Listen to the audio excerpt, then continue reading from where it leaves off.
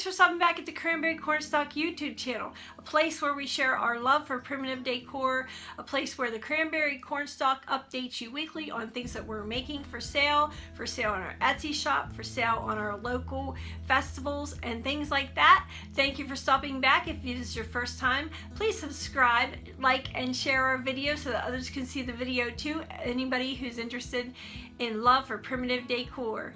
Now this week I'm going to show you how I made some early primitive wooden signs. I'm no expert, these are just things that I make to sell, and I thought I would share with you the process so maybe you can make them too. Alright, let's get started.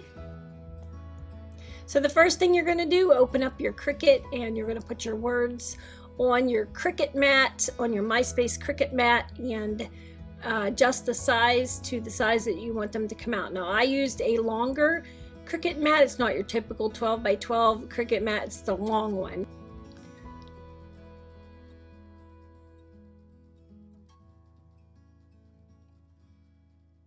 Now I have the Cricut Maker. That's what I used to make my letters, to cut them out. So the settings for the set base material, I set mine on the vinyl setting. And then the pressure, I changed it to more. I clicked the more option for the pressure.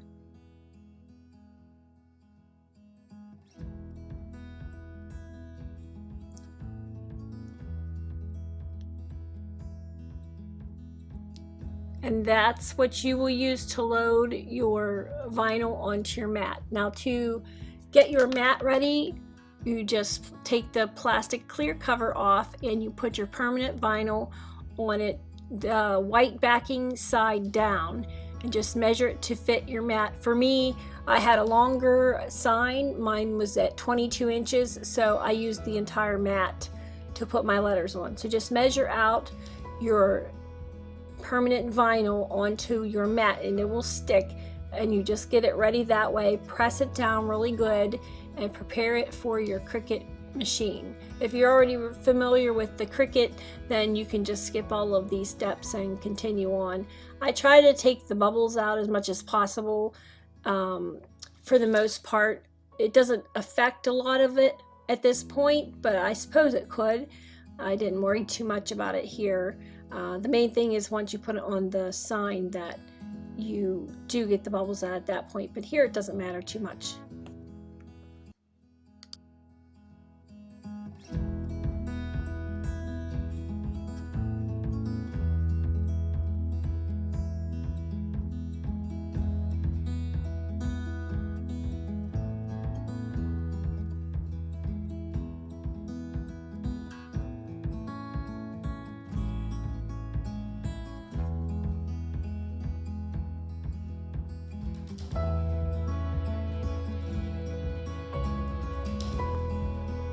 And you're going to proceed to pull the letters out of the vinyl mat. You just want to pull them out so that you can see clearly. This is where your paint will go through the vinyl onto the sign. So anything that you want to show up on your sign that is painted, you want to make sure to peel that part off. Of course, if you're just putting letters on it, it's really easy. You just peel the letters. If you're putting pictures on, you want to do that as well. And what I'm showing you here is I don't like things real uniform when it comes to primitive decor, because the typeset in the 1800s was not perfect. So the letters would be sometimes off. They would have to manually place a lot of letters on the signs that they would make. So what I did was I unwelded the letters to make them a little bit high and a little bit low, so they weren't perfect. If you can tell, the V set's a little bit higher than some of the other letters. I just think it looks more authentic that way. I like it better. You can do whatever you like. If you're one of those people that have to have it exact, why, more power to you. But that's how I did it on this sign.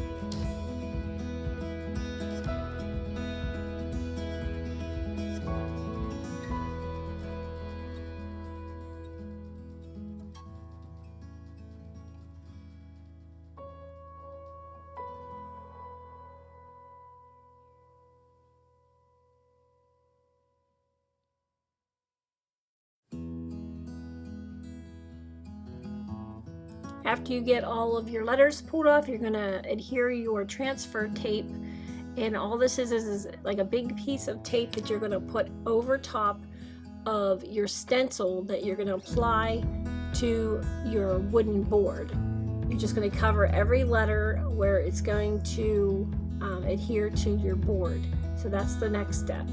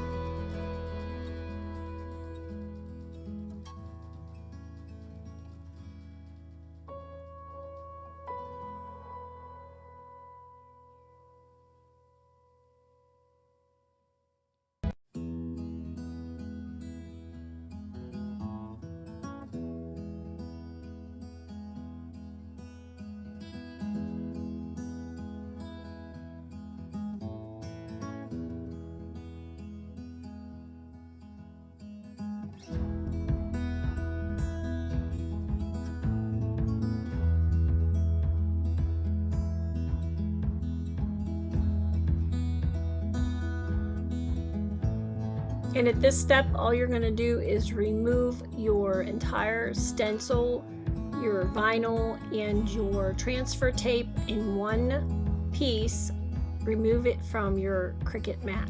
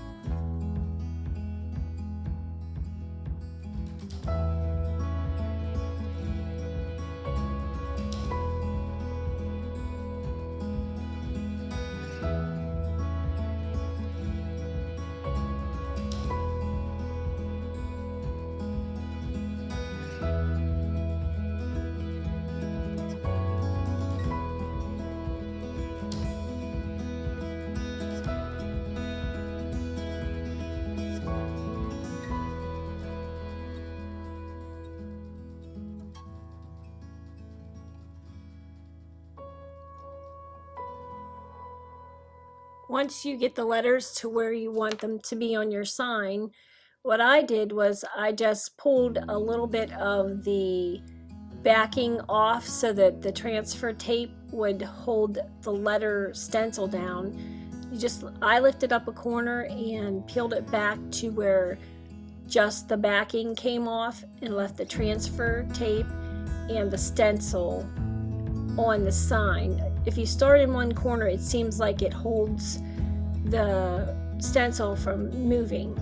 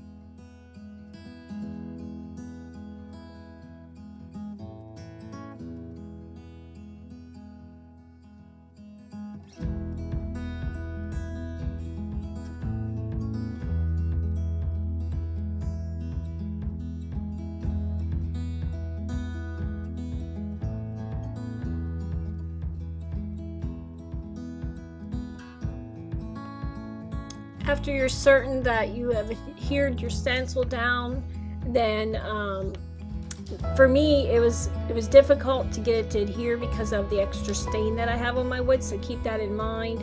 Just go over and over and over till you're positive that your stencil will hold, and you still may have trouble, but just work it. The key here, from what I found, is to just be really patient, and it did test my patience.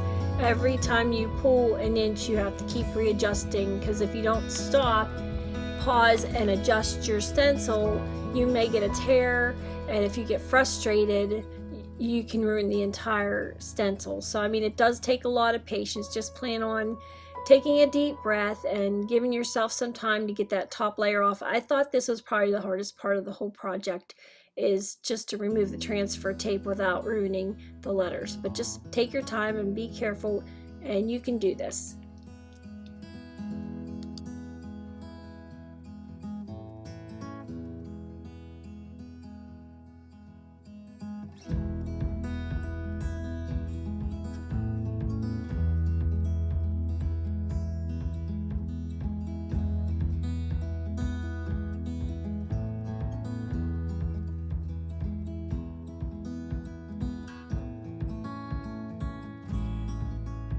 I should say too that I've noticed whenever a piece of wood or the item I'm transferring to is just painted wood or cloth, it's much easier.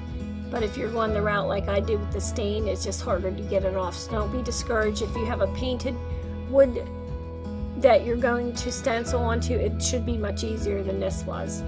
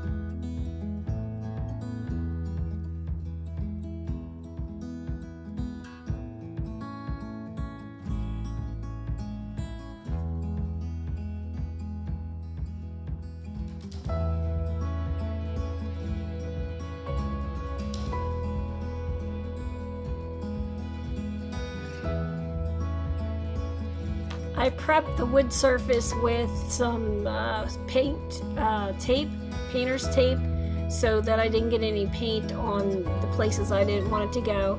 And then I just evenly coated the letter area with a can of paint. I just found this is so much easier than the stomping stencil of the past. I just sprayed it on there, and I tried to take lighter layers and spray multiple times instead of a heavy layer the first time. It just seems to work better.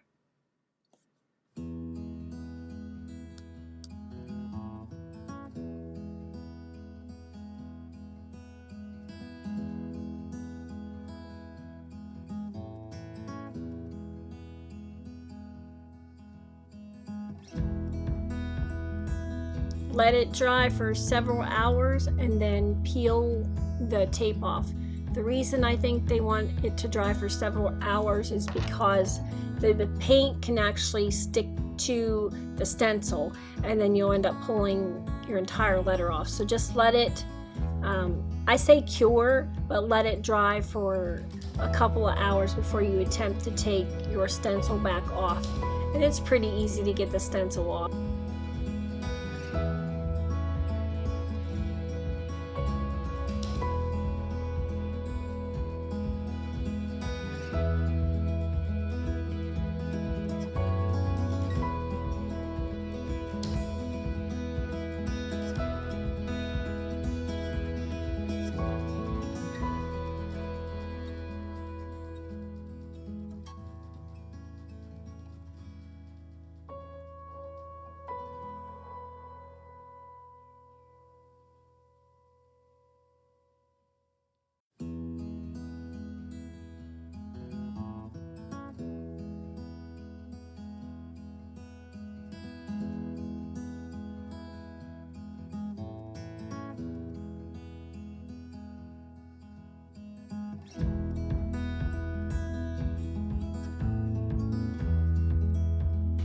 And that's all we have. Thank you so much for stopping back at the Cranberry Cornstalk YouTube channel. Just remember to hit like, share, subscribe. Make sure you click that bell so that you'll receive future notifications. We try to release a new video every Tuesday.